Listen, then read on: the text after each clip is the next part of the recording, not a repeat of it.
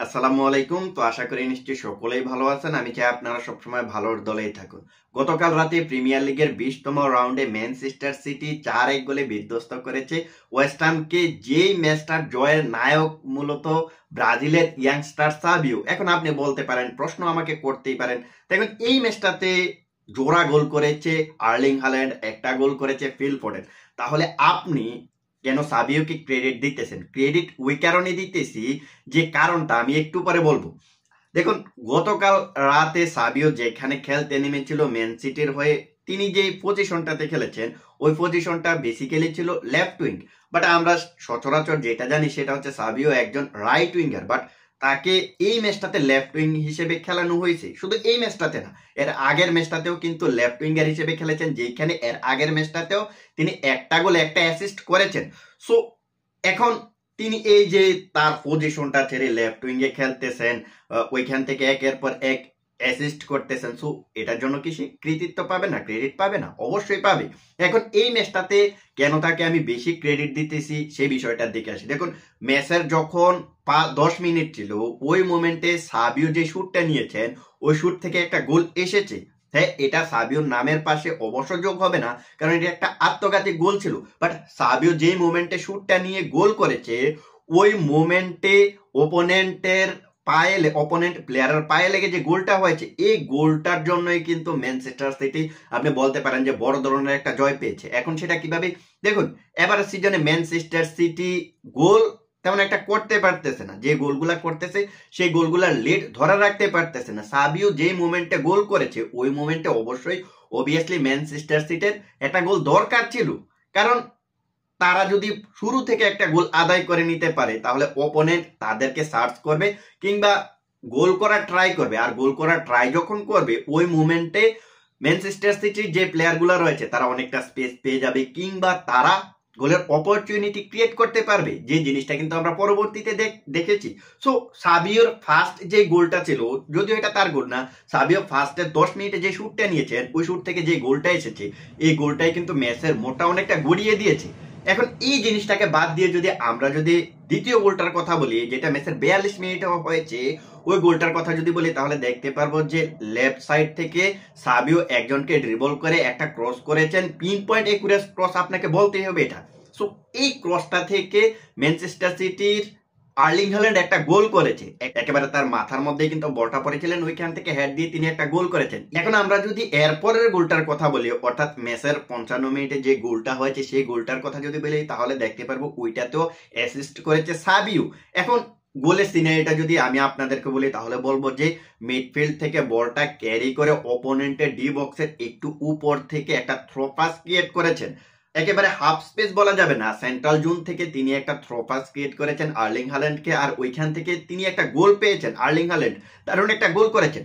So এই যে প্রথম 3টা গোল আপনি দেখলেন, এই 3টা গোলের মধ্যে সাবিওর কিন্তু দুর্দান্ত একটা ভূমিকা রয়েছে। সো তিনি যদি এই ম্যাচটাতে এমন ধরনের ক্রস করতে না পারতেন, এমন ধরনের থ্রো পাস ক্রিয়েট করতে না পারতেন, এমন ধরনের শুট যদি নিতে না পারতেন তাহলে কি গোলগুলো আসতো না। সো এইখানে আপনি আর্লিং হল্যান্ডকে যতটুকু কৃতিত্ব দিবেন এর চাইতে বেশি কৃতিত্ব কিন্তু আপনাকে সাবিওকে দিতে হবে।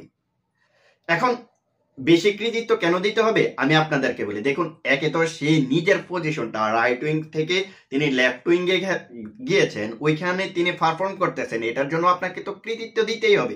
দেখুন, বেসিক্যালি তিনি হচ্ছেন একজন লেফট ফুটের ফরওয়ার্ড। সো লেফট ফুটের যে প্লেয়ারগুলো থাকে তারা বেসিক্যালি রাইট সাইডে খেলে থাকে, অর্থাৎ রাইট উইঙ্গার কিংবা রাইট মিডফিল্ডার এই সাইডগুলোতে খেলে থাকে। এখন তিনি যেহেতু লেফট ফুটের প্লেয়ার, তিনি বেসিক্যালি ওই রাইট সাইডে বেশি ডোমিনেট করতে পারবেন। বাট একজন লেফট ফুটের অর্থাৎ বাম পায়ের প্লেয়ারকে যদি আপনি বাম দিকে খেলান তাহলে তার ড্রিবল করতে কষ্ট হয়, তারপর হচ্ছে আপনার তার ক্রস করতে কষ্ট হয়। সো সেই অনুযায়ী বলবো যে লেফট ফুটে ওই লেফট উইং থেকে সাবিও যেই ক্রসগুলা করেছে, যেই ড্রিবলগুলা করেছে, এগুলার জন্য তাকে অবশ্য কৃতিত্ব দিতে হবে। আর এগুলার জন্যই কিন্তু ম্যান সিটি ম্যাচটা বের করে আনতে পেরেছে। এখন সাবিওকে নিয়ে আমি আরো একটা কথা বলতে চাই। কথাটা হচ্ছে কি, দেখুন সাবিও তো একজন রাইট উইঙ্গার। সো তিনি সবসময় বাম পায়ে ডোমিনেট করতে পছন্দ করে।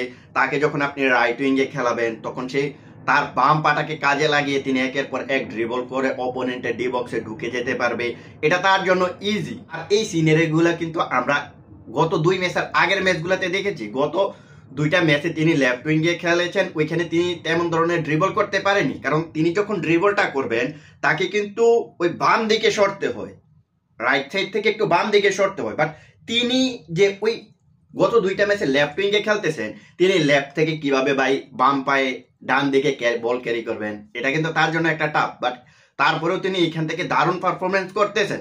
এখন টাফ কেন সেটা কিন্তু আমি আপনাদেরকে আরো একটু বলি। দেখুন, সাবিও এবারের সিজনে কিন্তু প্রিমিয়ার লিগে টোটাল 17টা ম্যাচ খেলেছেন, যেখানে 12টা স্টার্টিং 11-এ ছিলেন। এই 17টা ম্যাচের মধ্যে তিনি মাত্র 3টা ম্যাচ লেফট উইঙ্গে খেলেছেন, বাকি যে ম্যাচগুলো তিনি রাইট উইঙ্গে খেলেছেন ওইখান থেকে তিনি দারুণ ড্রিবল করেছেন। এই মৌসুমে এখনো পর্যন্ত তিনি 29টা সফল ড্রিবল করেছেন। এই 29টা সফল ড্রিবলের মাঝে সবগুলোই প্রায় রাইট সাইড থেকে এসেছে। এখন যদি আপনি লেফট সাইডের কথা হিসাব করেন তাহলে দেখতে পারবেন যে লেফট সাইডে সর্বশেষ 2টা ম্যাচে তিনি মাত্র 3টা ড্রিবল করতে পেরেছেন। তো যেখানে তিনি 17 ম্যাচে 29টা ড্রিবল কমপ্লিট করেছেন, এর মাঝে আমরা দেখতে পেরেছি যে রাইট উইঙ্গে তিনি সফল হইতেছেন, বাট লেফট উইঙ্গে তিনি ড্রিবল করতে পারতেছেন না। হ্যাঁ, পিন পয়েন্ট ক্রস করতেছে, এটা ঠিক আছে, বাট আমরা সাবিওকে যেটার জন্য চিনি সেটা হচ্ছে তার ড্রিবল, তার পাসিং এবিলিটি, এই জিনিসগুলোর জন্যই কিন্তু আমরা সাবিওকে চিনি। সো এখন তিনি যে ম্যানচেস্টার সিটিতে লেফট উইঙ্গে খেলতেছেন, ওই লেফট উইং থেকে তিনি যদি বাই চান্স যদি আপনার অ্যাসিস্ট না করতে পারে তাহলে কি হবে? তার ক্যারিয়ারে কিন্তু বড় ধরনের একটা ধাক্কা আসতে পারে। যদিও সাবিও এখন ম্যানচেস্টার সিটিতে লেফট উইঙ্গে ভালো খেলতেছে, বাট এটা কতদিন ক্যারি করতে পারবে সে নিজেই জানে। আর দেখুন, সাবিওকে পেপ গার্দিওলা লেফট উইঙ্গে খেলানোর আরেকটা টেকনিক্যাল কারণ হচ্ছে আর্লিং হল্যান্ড। দেখুন, আর্লিং হল্যান্ড আপনারা সবাই জানেন যে বাম পায়ের প্লেয়ার। সো তাকে যদি আপনার রাইট সাইড থেকে বল দেওয়া হয়, সে বলটাকে তিনি যে শুট নিবেন, শুট নেওয়ার জন্য কিন্তু তাকে বাম পায়ে বলটা আনতে হয়। অর্থাৎ রাইট সাইড থেকে বলটাকে একটু ডিভাইড করে আপনার একটু কনভার্ট করে তাকে বাম পায়ে আনতে হয়। সো বাম পায়ে আনতে আনতে এই মোমেন্টে কিন্তু অপোনেন্টের যে ডিফেন্ডাররা থাকে তারা কিন্তু তাকে প্রেস করে বলটা নিয়ে যেতে পারে। তো এটার কারণে কিন্তু তার শুট নিতে ঝামেলা হইতেছে। সো এখন যেহেতু দেখলেন যে সাবিও আপনার একের পর এক চান্স ক্রিয়েট করতে পারতেছে, ক্রস করতে পারতেছে, তাই তাকে রাইট উইং থেকে সরিয়ে লেফট উইঙ্গে নিয়ে যাওয়া হয়েছে। আর ওইখান থেকে তিনি যে বলগুলা ক্রস করেন এবং তিনি যে থ্রো পাসগুলা ক্রিয়েট করেন, ওগুলা থেকে আর্লিং হল্যান্ড তার বাম পায়ে কিন্তু বলগুলা পেয়ে যায়। অর্থাৎ তিনি যখন হেড করবে, হেড করার সময় দেখবেন যে তার মুভমেন্টটা কিন্তু সেম এরকম থাকে। সো তিনি যেহেতু বাম পায়ের প্লেয়ার, অর্থাৎ বাম সাইডটা যেহেতু তার বেশি কাজ করে, তাই তিনি এই বাম সাইড থেকে হেড দিতে তার একটু অপরচুনিটি ক্রিয়েট হয় আর কি। আর শুট তো তিনি বাম পায়ে নেন, আর বাম পায়ে যখন বলটা পাবে তিনি তো এখান থেকে শুট নিতে পারবেন অবভিয়াসলি একবারে ইজিলি, যেটা কিন্তু আমরা গত ম্যাচে সাবিওর যে লাস্ট অ্যাসিস্টটা, সেই অ্যাসিস্ট থেকেও কিন্তু আমরা দেখতে পাইছি। তো সর্বশেষ কথা হচ্ছে, বর্তমানে সাবিও তার দারুণ ফর্মে ফিরেছেন। তিনি এই মৌসুমে রাইট উইংসে যেভাবে আমরা তাকে ডোমিনেট করতে দেখেছি, এর চাইতে ভালো পরিমাণ ডোমিনেট কিন্তু আমরা লেফট উইঙ্গে তাকে দেখতেছি। যদিও ওইখানে তিনি বলের সাপ্লাই কম পান, বাট যে বলগুলা তিনি পান ওইখান থেকে কিন্তু একের পর এক চান্স ক্রিয়েট করে দিতেছে। এই মৌসুমে অলরেডি তিনি 17 ম্যাচে সম্ভবত 33টা চান্স ক্রিয়েট করে দিয়েছেন। আর গত ম্যাচটাতেও কিন্তু 3টা চান্স ক্রিয়েট করেছেন, যেখানে 2টা ছিল বিগ চান্স ক্রিয়েট। এখন আমরা যদি তার এই সিজনে শুটিং এরিয়া এই ম্যাপটা দেখি তাহলে দেখতে পারবো যে তিনি এই মৌসুমে অলরেডি 31টা শুট নিয়েছেন 17টা ম্যাচ থেকে। এই 31টা শুটের মাঝে 17টা ছিল ইনসাইড অফ দ্য বক্স থেকে, আউটসাইড অফ দ্য বক্স থেকে ছিল 14টা, বাকিগুলা ছিল ফ্রি কিক কিংবা হেড থেকে। এই প্লেয়ারটা ইন ফিউচারে ব্রাজিল এবং ম্যানচেস্টার সিটির একজন কি প্লেয়ার হতে চলেছে। তো এই ব্যাপারে আপনাদের মতামত কি? সাবিও কি ম্যানচেস্টার সিটি এবং ব্রাজিলের সুপারস্টার একজন ফুটবলার হতে পারবে কিনা, সেই বিষয়টা আপনারা কমেন্ট সেকশনে জানিয়ে দিতে পারেন।